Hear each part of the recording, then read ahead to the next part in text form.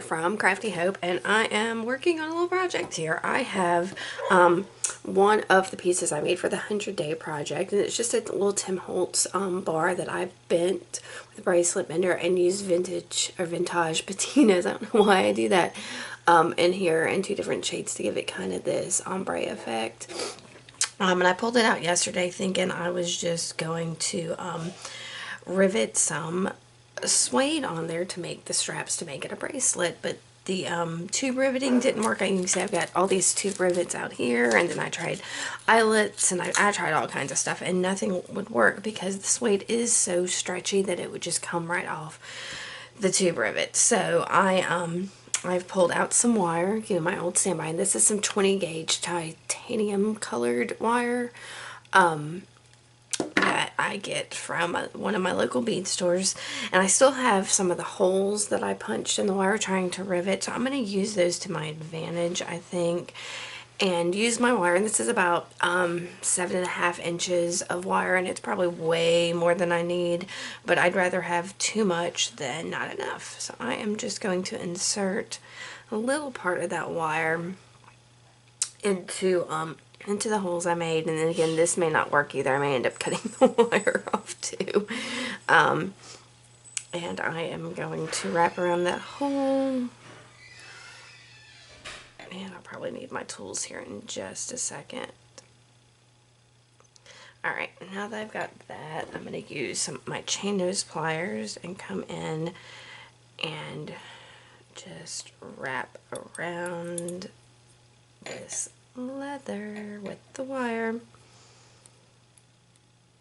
And the hole is handy because it makes sure that that wire is not going to slip off. That's why I decided to just go ahead and keep it there and use it to my advantage. So now I've got this big piece still sticking up, so I'm going to wrap it down as well. Actually, I think I am going to make my loop. So I'm going to take my round nose pliers here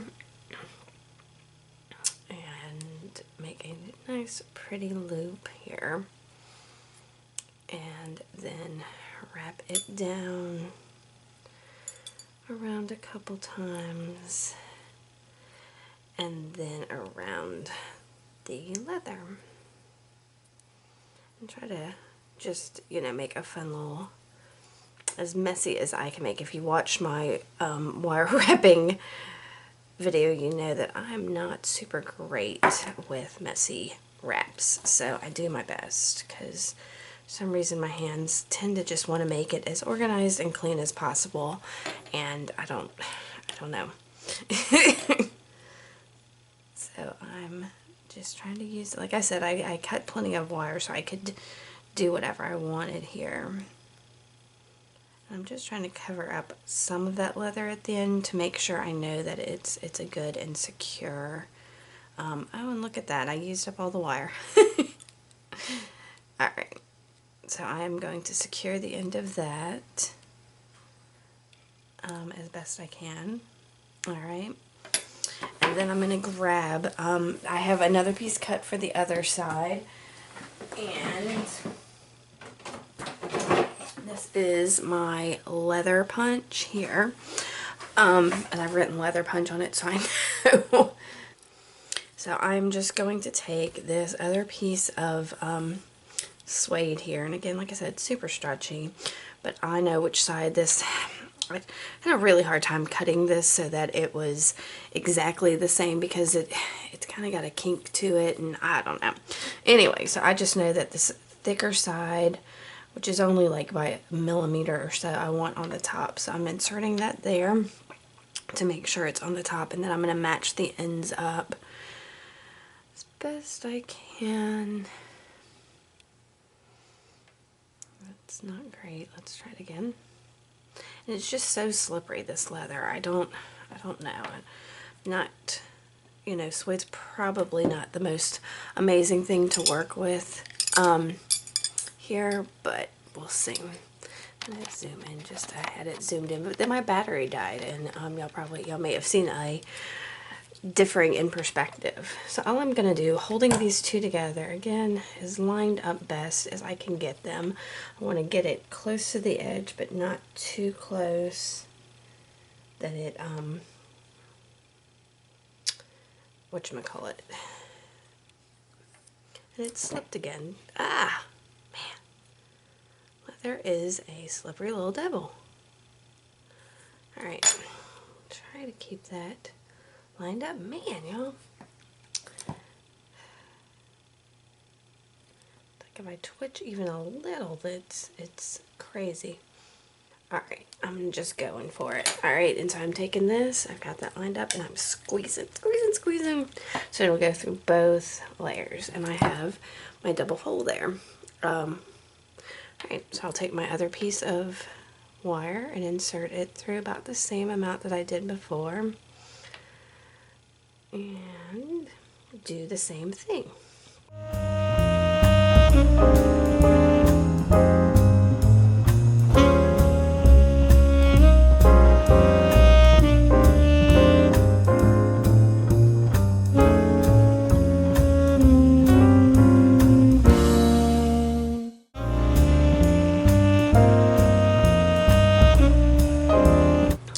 Straighten out my loop a little. Alright, so there I have this that comes around, and it just barely fits my wrist. If I can see that. And I've got a tiny little wrist. So, but I know again that this leather stretches. So yeah, see, look at that, it's already overlapping again. So I think we're good on that end. I need to look real quick for a clasp to put on here. Give me 2 seconds. Actually, I just bought some clasps, so how about that? It should be in this bag. When I bought the wire from my bead store, I picked up some clasps too. I got some ear wires, and here we go. Some little gunmetal colored clasps. So I'm gonna grab, do I want those? I think so. Yeah. Grab that, and I need a couple jump rings. Here's my bin with my gunmetal findings in it, or at least some of them. Some of them are spewed around on the drawer. And I'm going to use a couple of these little, I think these are like 3mm or something, jump rings. They're the tiniest ones I can get that are usable. Of course, I'm dropping them everywhere. Oh my goodness, look at me. All right. Tiny little things. All right, and I need 2 of those. And I'm gonna get a larger jump ring here to connect to the lobster clasp. Alright, so I will use these to connect everything. Probably should have just put it on my beading mat over here instead of on my non-stick mat.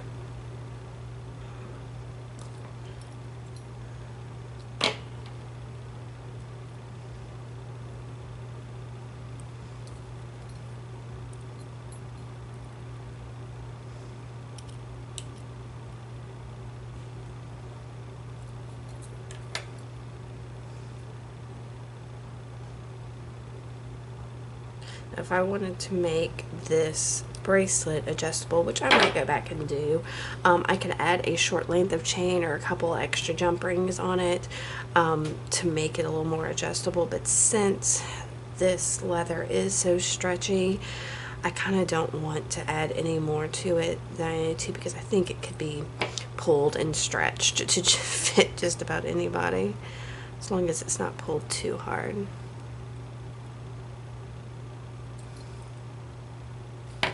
Alright, so that is the bracelet.